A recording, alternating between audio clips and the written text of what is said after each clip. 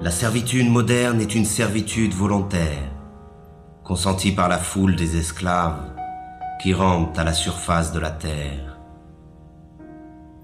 Ils achètent eux-mêmes toutes les marchandises qui les asservissent toujours un peu plus.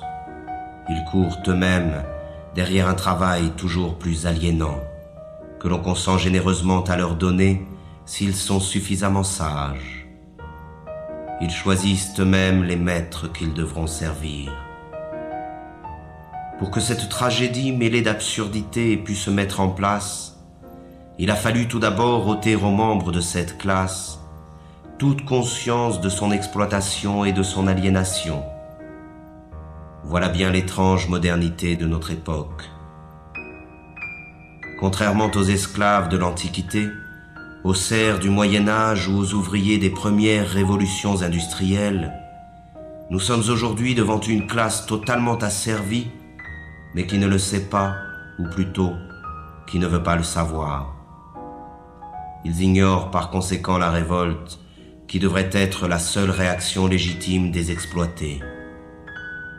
Ils acceptent sans discuter la vie pitoyable que l'on a construite pour eux. Le renoncement et la résignation sont la source de leur malheur. Voilà le mauvais rêve des esclaves modernes, qui n'aspirent finalement qu'à se laisser aller dans la danse macabre du système de l'aliénation.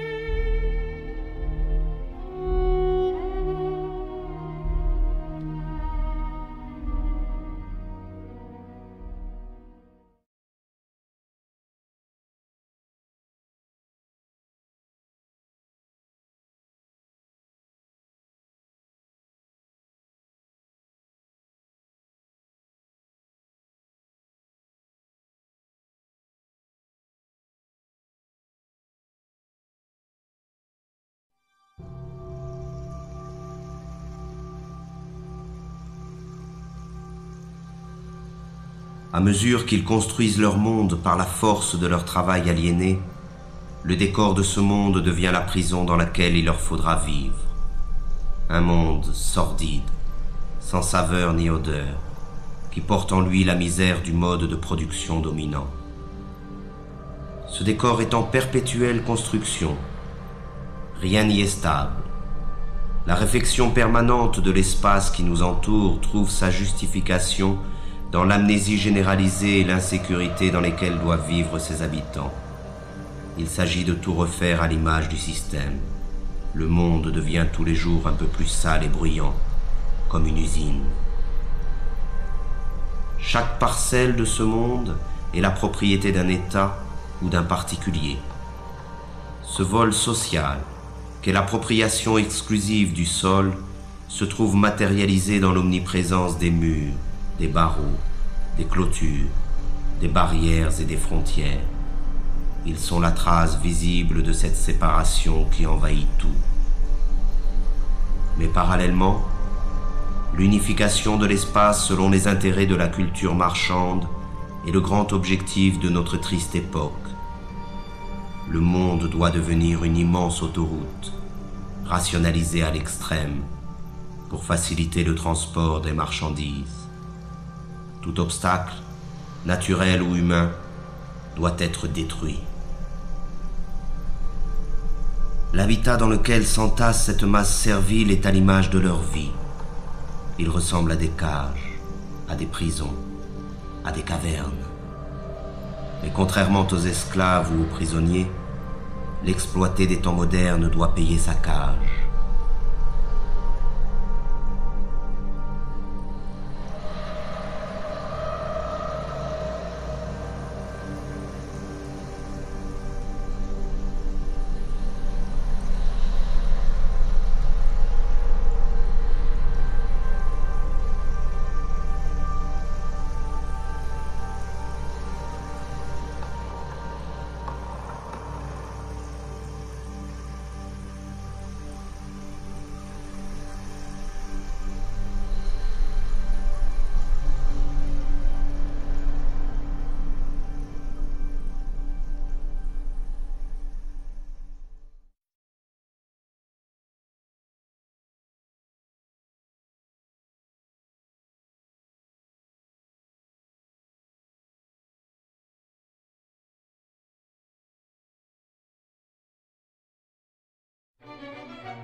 Et c'est dans ce logis étroit et lugubre qu'il entasse les nouvelles marchandises qui devraient, selon les messages publicitaires omniprésents, lui apporter le bonheur et la plénitude.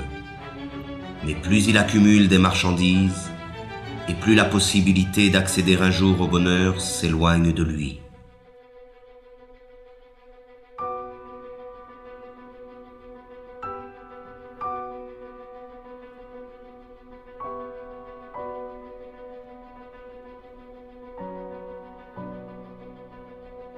La marchandise, idéologique par essence, dépossède de son travail celui qui la produit et dépossède de sa vie celui qui la consomme.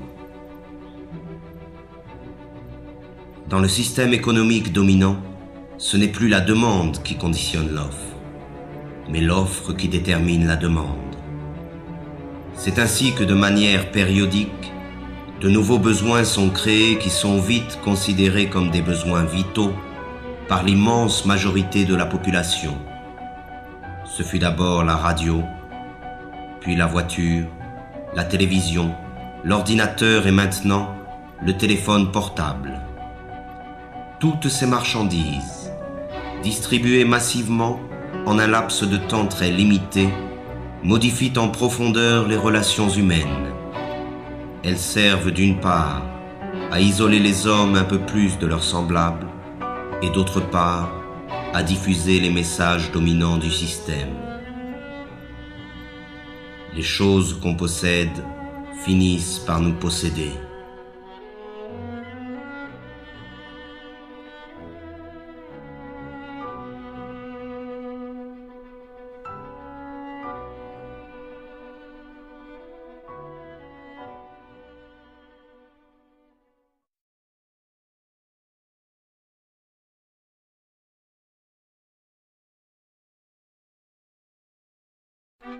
Mais c'est encore lorsqu'il s'alimente que l'esclave moderne illustre le mieux l'état de décrépitude dans lequel il se trouve. Disposant d'un temps toujours plus limité pour préparer la nourriture qu'il ingurgite, il en est réduit à consommer à la va-vite ce que l'industrie agrochimique produit. Il erre dans les supermarchés à la recherche des ersatz que la société de la fausse abondance consent à lui donner.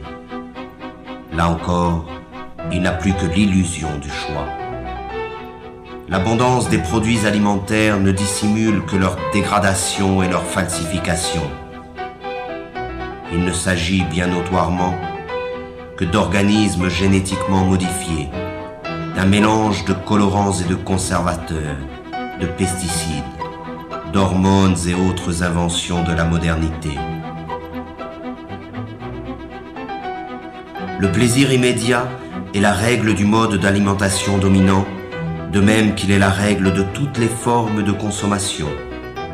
Et les conséquences sont là qui illustrent cette manière de s'alimenter. Mais c'est face au dénuement du plus grand nombre que l'homme occidental se réjouit de sa position et de sa consommation frénétique. Pourtant, la misère est partout où règne la société totalitaire marchande. Le manque est le revers de la médaille de la fausse abondance. Et dans un système qui érige l'inégalité comme critère de progrès, même si la production agrochimique est suffisante pour nourrir la totalité de la population mondiale, la faim ne devra jamais disparaître.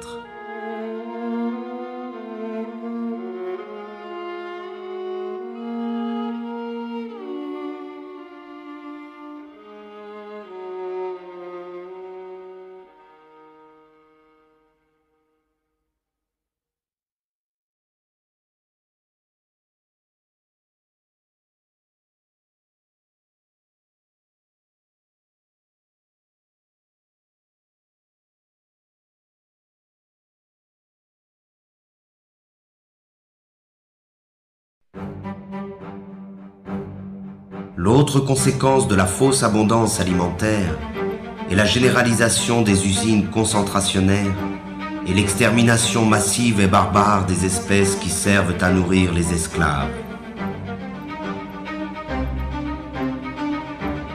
Là se trouve l'essence même du mode de production dominant. La vie et l'humanité ne résistent pas face au désir de profit de quelques-uns.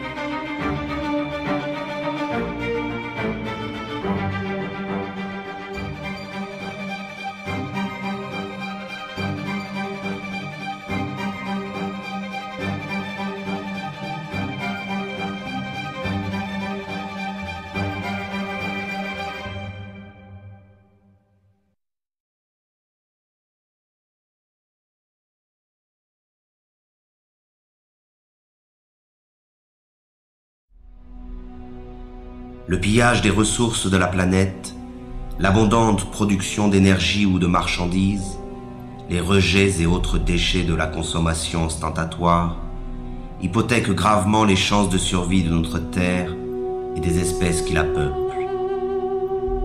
Mais pour laisser libre cours au capitalisme sauvage, la croissance ne doit jamais s'arrêter. Il faut produire, produire et reproduire encore.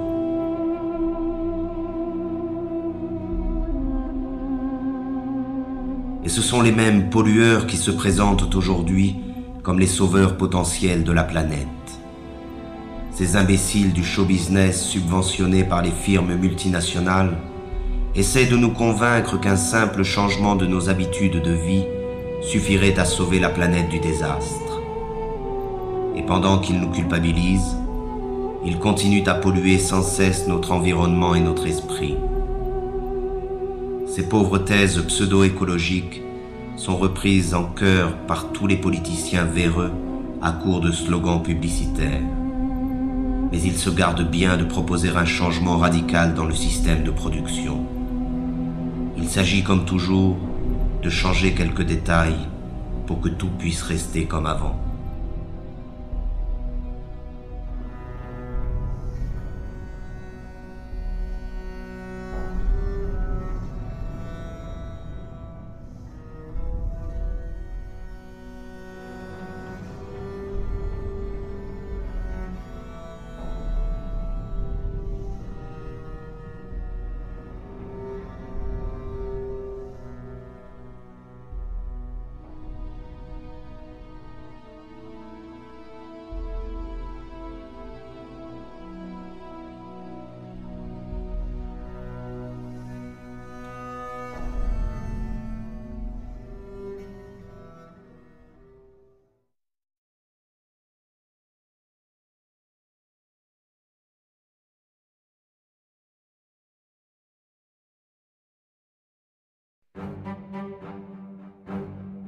Mais pour rentrer dans la ronde de la consommation frénétique, il faut de l'argent. Et pour avoir de l'argent, il faut travailler, c'est-à-dire se vendre. Le système dominant a fait du travail sa principale valeur. Et les esclaves doivent travailler toujours plus pour payer à crédit leur vie misérable. Ils s'épuisent dans le travail, perdent la plus grande part de leur force vitale et subissent les pires humiliations. Ils passent toute leur vie à une activité fatigante et ennuyeuse pour le profit de quelques-uns. L'invention du chômage moderne est là pour les effrayer et les faire remercier sans cesse le pouvoir de se montrer généreux avec eux. Que pourraient-ils bien faire sans cette torture qu'est le travail? Et ce sont ces activités aliénantes que l'on présente comme une libération. Quelle déchéance et quelle misère!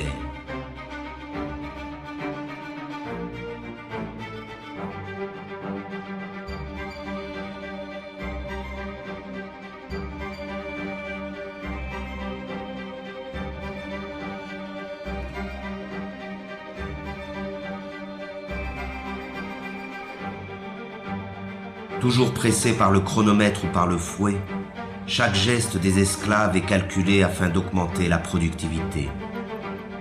L'organisation scientifique du travail constitue l'essence même de la dépossession des travailleurs, à la fois du fruit de leur travail, mais aussi du temps qu'ils passent à la production automatique des marchandises ou des services. Le rôle du travailleur se confond avec celui d'une machine dans les usines, avec celui d'un ordinateur dans les bureaux. Le temps perdu ne revient plus. Ainsi, chaque travailleur est assigné à une tâche répétitive, qu'elle soit intellectuelle ou physique. Il est spécialiste dans son domaine de production. Cette spécialisation se retrouve à l'échelle de la planète dans le cadre de la Division internationale du travail. On conçoit en Occident, on produit en Asie et l'on meurt en Afrique.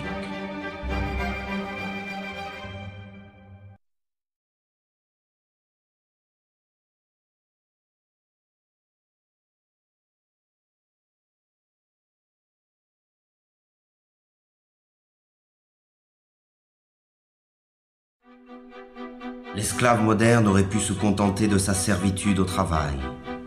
Mais à mesure que le système de production colonise tous les secteurs de la vie, le dominé perd son temps dans les loisirs, les divertissements et les vacances organisées.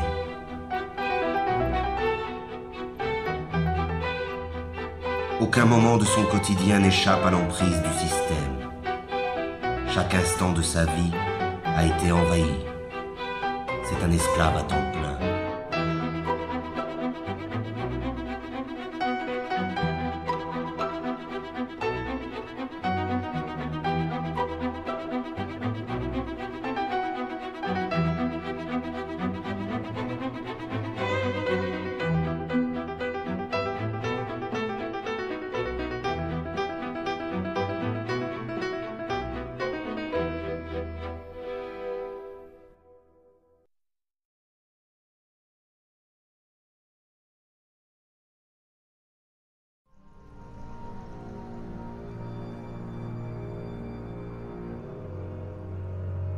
La dégradation généralisée de son environnement, de l'air qu'il respire et de la nourriture qu'il consomme, le stress de ses conditions de travail et de l'ensemble de sa vie sociale sont à l'origine des nouvelles maladies de l'esclave moderne. Il est malade de sa condition servile et aucune médecine ne pourra jamais remédier à ce mal. Seule la libération la plus complète de la condition dans laquelle il se trouve enfermé peut permettre à l'esclave moderne de se libérer de ses souffrances.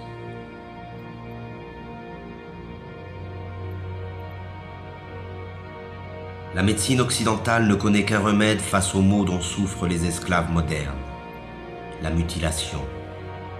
C'est à base de chirurgie, d'antibiotiques ou de chimiothérapie que l'on traite les patients de la médecine marchande. On s'attaque aux conséquences du mal sans jamais en chercher la cause. Cela se comprend autant que cela s'explique. Cette recherche nous conduirait inévitablement vers une condamnation sans appel de l'organisation sociale dans son ensemble. De même qu'il a transformé tous les détails de notre monde en simples marchandises, le système présent a fait de notre corps une marchandise, un objet d'étude et d'expérience livré aux apprentis sorciers de la médecine marchande et de la biologie moléculaire. Et les maîtres du monde sont déjà prêts à breveter le vivant. Le séquençage complet de l'ADN du génome humain est le point de départ d'une nouvelle stratégie mise en place par le pouvoir. Le décodage génétique n'a d'autre but que d'amplifier considérablement les formes de domination et de contrôle. Notre corps, lui aussi, après tant d'autres choses, nous a échappé.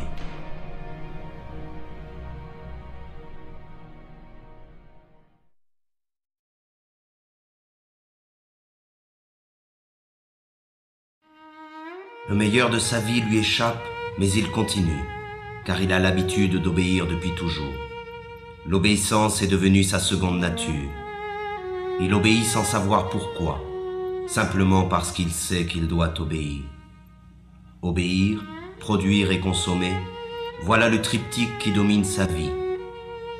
Il obéit à ses parents, à ses professeurs, à ses patrons, à ses propriétaires, à ses marchands. Il obéit à la loi et aux forces de l'ordre. Il obéit à tous les pouvoirs car il ne sait rien faire d'autre. La désobéissance l'effraie plus que tout, car la désobéissance, c'est le risque, l'aventure, le changement. Mais de même que l'enfant panique lorsqu'il perd de vue ses parents, l'esclave moderne est perdu sans le pouvoir qui l'a créé. Alors il continue d'obéir.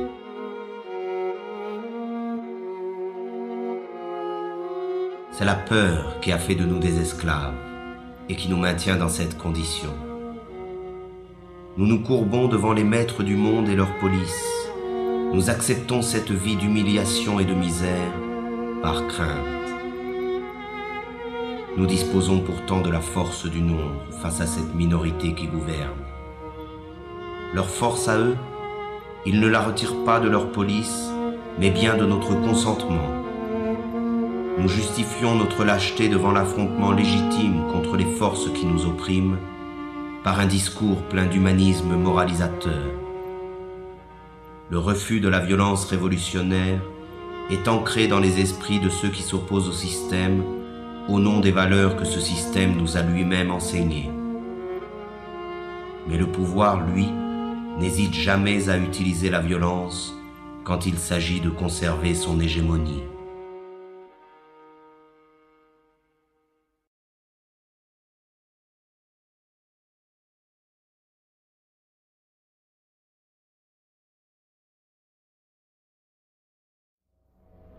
Pourtant, il y a encore des individus qui échappent au contrôle des consciences, mais ils sont sous surveillance.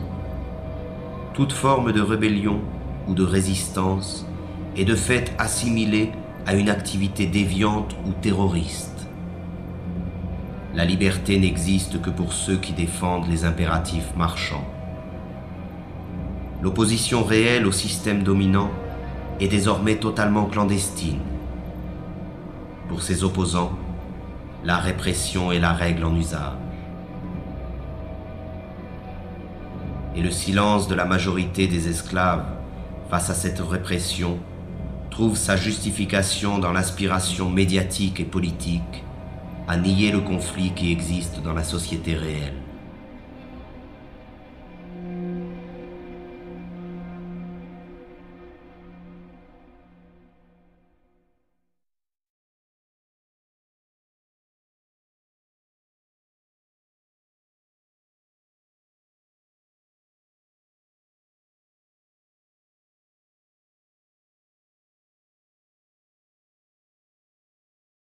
Comme tous les êtres opprimés de l'histoire, l'esclave moderne a besoin de sa mystique et de son Dieu pour anesthésier le mal qui le tourmente et la souffrance qui l'accable. Mais ce nouveau Dieu, auquel il a livré son âme, n'est rien d'autre que le néant, un bout de papier, un numéro qui n'a de sens que parce que tout le monde a décidé de lui en donner. C'est pour ce nouveau Dieu qu'il étudie, qu'il travaille, qu'il se bat et qu'il se vend. C'est pour ce nouveau Dieu qu'il a abandonné toute valeur et qu'il est prêt à faire n'importe quoi. Il croit qu'en possédant beaucoup d'argent, il se libérera des contraintes dans lesquelles il se trouve enfermé, comme si la possession allait de pair avec la liberté. La libération est une ascèse qui provient de la maîtrise de soi. Elle est un désir et une volonté en acte. Elle est dans l'être et non dans l'avoir. Mais encore faut-il être résolu à ne plus servir, à ne plus obéir. Encore faut-il être capable de rompre avec une habitude que personne, semble-t-il, n'ose remettre en cause.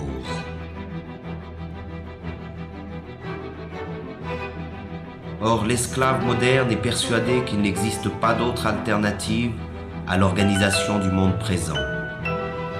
Il s'est résigné à cette vie car il pense qu'il ne peut y en avoir d'autre. Et c'est bien là que se trouve la force de la domination présente. Entretenir l'illusion que ce système, qui a colonisé toute la surface de la Terre, est la fin de l'histoire. Il a fait croire à la classe dominée que s'adapter à son idéologie revient à s'adapter au monde tel qu'il est et tel qu'il a toujours été. Rêver d'un autre monde est devenu un crime condamné unanimement par tous les médias et tous les pouvoirs.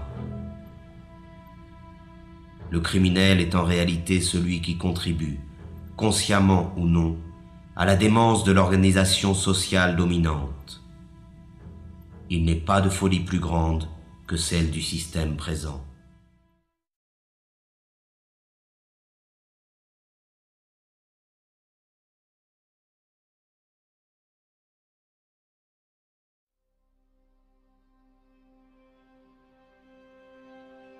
Devant la désolation du monde réel, il s'agit pour le système de coloniser l'ensemble de la conscience des esclaves. C'est ainsi que dans le système dominant, les forces de répression laissent progressivement place à la dissuasion, qui dès la plus petite enfance accomplit son œuvre de formation des esclaves. Ils doivent oublier leurs conditions serviles, leur prison et leur vie misérable. Il suffit de voir cette foule hypnotique connectée devant tous les écrans qui accompagnent leur vie quotidienne.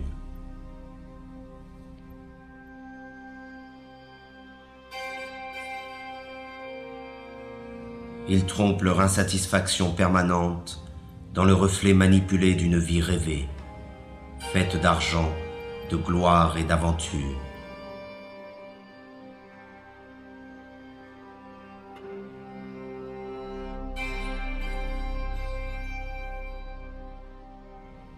Mais leurs rêves sont tout aussi affligeants que leur vie misérable.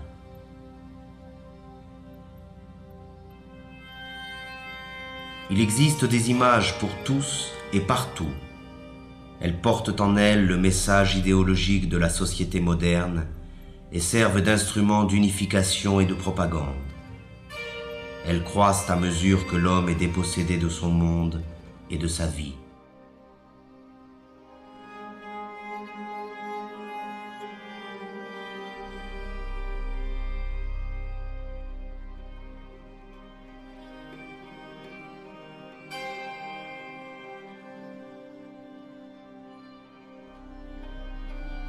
C'est l'enfant qui est la cible première de ces images, car il s'agit d'étouffer la liberté dans son berceau. Il faut les rendre stupides et leur ôter toute forme de réflexion et de critique.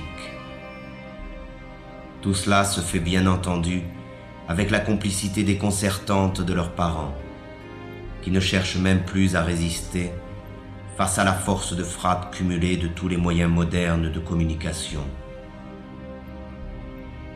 Ils achètent eux-mêmes toutes les marchandises nécessaires à l'asservissement de leur progéniture.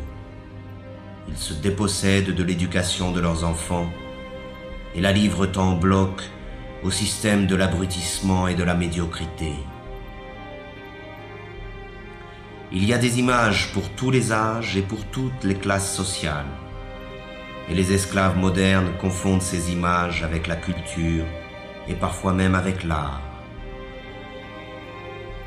On fait appel aux instincts les plus sordides pour écouler les stocks de marchandises. Et c'est encore la femme, doublement esclave dans la société présente, qui en paie le prix fort. Elle en est réduite à être un simple objet de consommation. La révolte elle-même est devenue une image que l'on vend pour mieux en détruire le potentiel subversif. L'image est toujours aujourd'hui la forme de communication la plus simple et la plus efficace. On construit des modèles, on abrutit les masses, on leur ment, on crée des frustrations.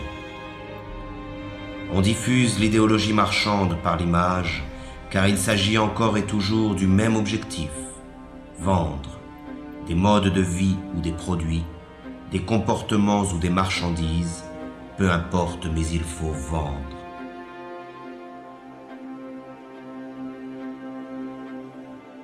Ces pauvres hommes se divertissent, mais ce divertissement n'est là que pour faire diversion face au véritable mal qui les accable. Ils ont laissé faire de leur vie n'importe quoi et ils feignent d'en être fiers. Ils essaient de montrer leur satisfaction, mais personne n'est dupe. Ils n'arrivent même plus à se tromper eux-mêmes lorsqu'ils se retrouvent face au reflet glacé du miroir.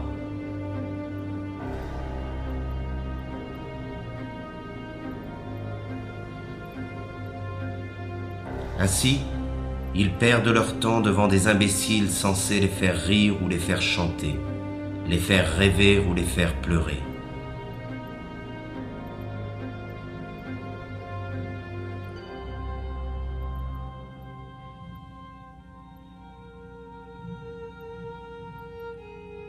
On mime à travers le sport médiatique les succès et les échecs, les forces et les victoires que les esclaves modernes ont cessé de vivre dans leur propre quotidien. Leur insatisfaction les incite à vivre par procuration devant leur poste de télévision.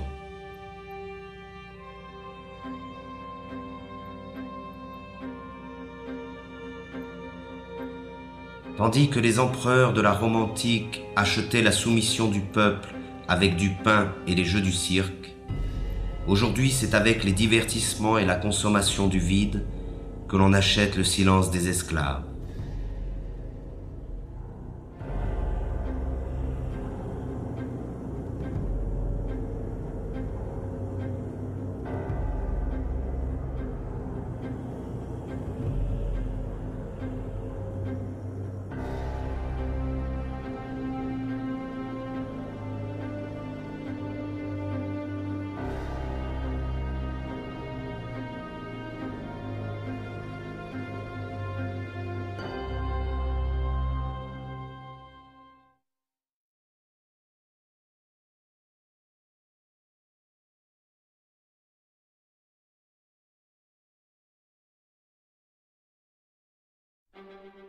La domination sur les consciences passe essentiellement par l'utilisation viciée du langage, par la classe économiquement et socialement dominante.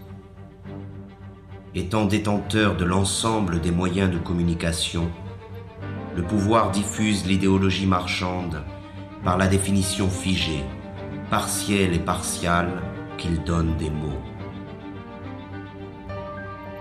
Les mots sont présentés comme neutres et leur définition comme allant de soi. Mais sous le contrôle du pouvoir, le langage désigne toujours autre chose que la vie réelle. C'est avant tout un langage de la résignation et de l'impuissance, le langage de l'acceptation passive des choses telles qu'elles sont et telles qu'elles doivent demeurer.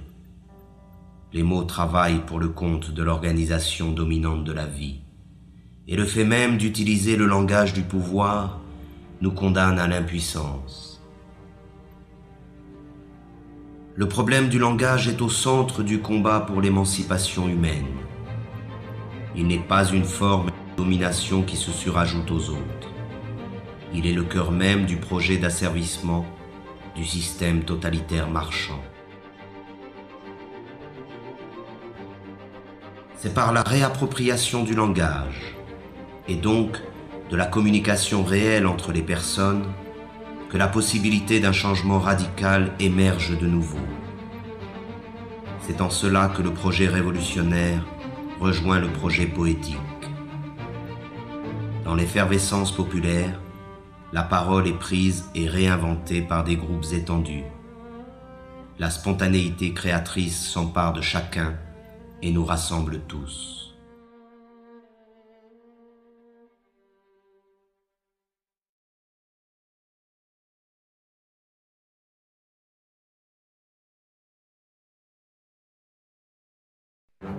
Pourtant, les esclaves modernes se pensent toujours citoyens. Ils croient voter et décider librement qui doit conduire leurs affaires, comme s'ils avaient encore le choix. Ils n'en ont conservé que l'illusion.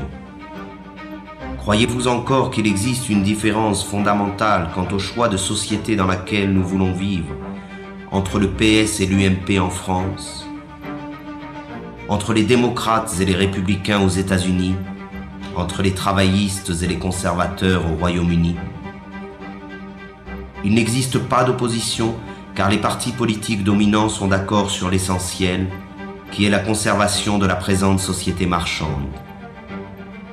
Il n'existe pas de parti politique susceptible d'accéder au pouvoir qui remette en cause le dogme du marché. Et ce sont ces partis qui, avec la complicité médiatique, monopolisent l'apparence. Ils se chamaillent sur des points de détail pourvu que tout reste en place. Ils se disputent pour savoir qui occupera les places que leur offre le parlementarisme marchand. Ces pauvres chamailleries sont relayées par tous les médias dans le but d'occulter un véritable débat sur le choix de société dans laquelle nous souhaitons vivre. L'apparence et la futilité dominent sur la profondeur de l'affrontement des idées. Tout cela ne ressemble en rien, de près ou de loin, à une démocratie. La démocratie réelle se définit d'abord et avant tout par la participation massive des citoyens à la gestion des affaires de la cité. Elle est directe et participative. Elle trouve son expression la plus authentique dans l'assemblée populaire et le dialogue permanent sur l'organisation de la vie en commun. La forme représentative et parlementaire, qui usurpe le nom de démocratie, limite le pouvoir des citoyens au simple droit de vote, c'est-à-dire au néant, tant il est vrai que le choix entre gris clair et gris foncé n'est pas un choix véritable. Les sièges parlementaires sont occupés dans leur immense majorité par la classe économiquement dominante, qu'elle soit de droite ou de la prétendue gauche social-démocrate. Le pouvoir n'est pas à conquérir, il est à détruire. Il est tyrannique par nature, qu'il soit exercé par un roi, un dictateur ou un président élu. La seule différence dans le cas de la démocratie parlementaire, c'est que les esclaves ont l'illusion de choisir eux-mêmes le maître qu'ils devront servir. Le vote a fait d'eux les complices de la tyrannie qui les opprime. Ils ne sont pas esclaves parce qu'il existe des maîtres, mais il existe des maîtres parce qu'ils ont choisi de demeurer esclaves.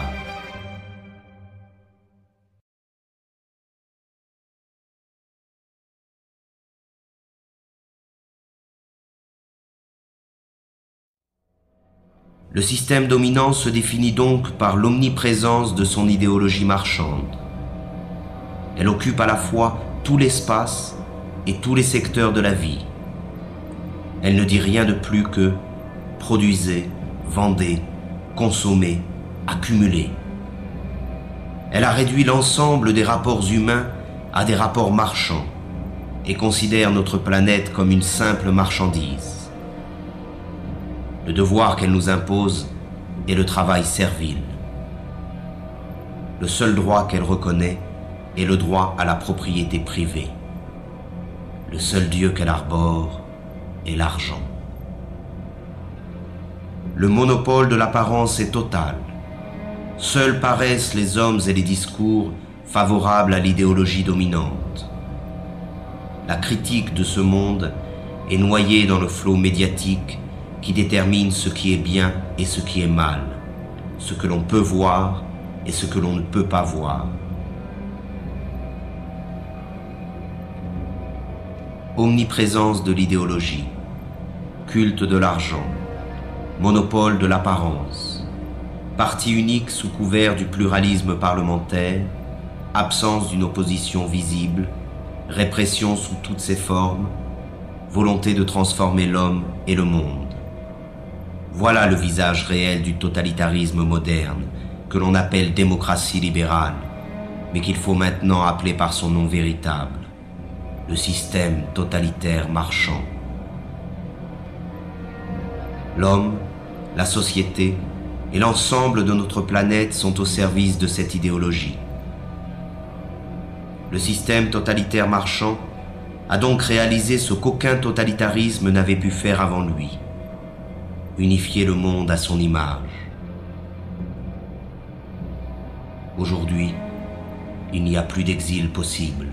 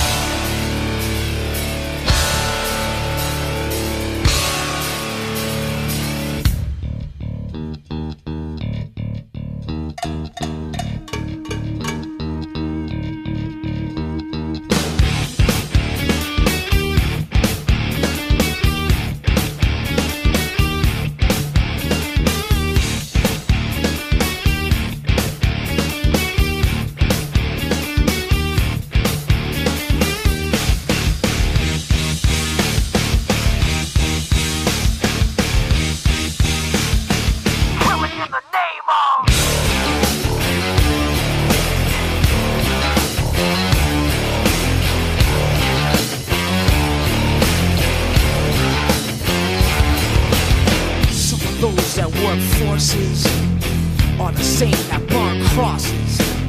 Some of those that work forces are the same that burn crosses. Some of those that work forces are the same that burn crosses. Some of those that work forces are the same that burn crosses.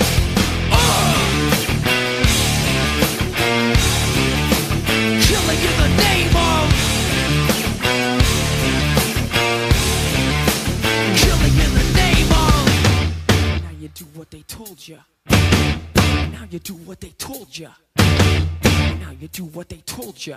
Now you do what they told you. Now you do what they told you. Now you do what they told you. Now you do what they told you. Now you do what they told you. Now you do what they told you. Now you do what they told you.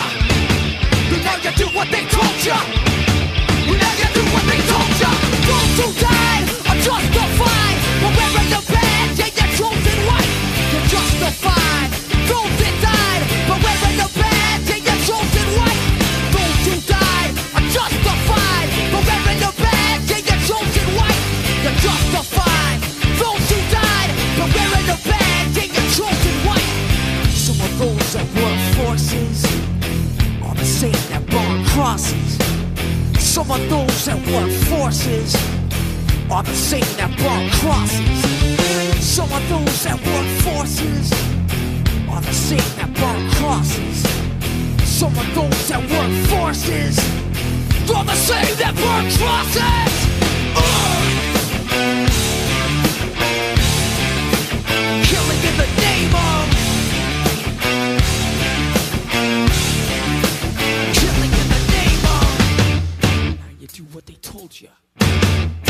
you do what they told you. And now you do what they told you. And now you do what they told you. And now you do what they told you. You're under control. And now you do what they told you. You're under control. And now you do what they told you. You're under control. And now you do what they told you. Now you're under control. And now you do what they told you. Now you're under control. And now you do what they told you. You're under control. And now you do what they told you. You're under control. And now you do what they told you. Those who die are justified. But wearing the badge, they get chosen white. You're justified. Those that died, but wearing the badge, they get chosen white. Justified. Those that died, but wearing the badge, they get chosen white. Come on.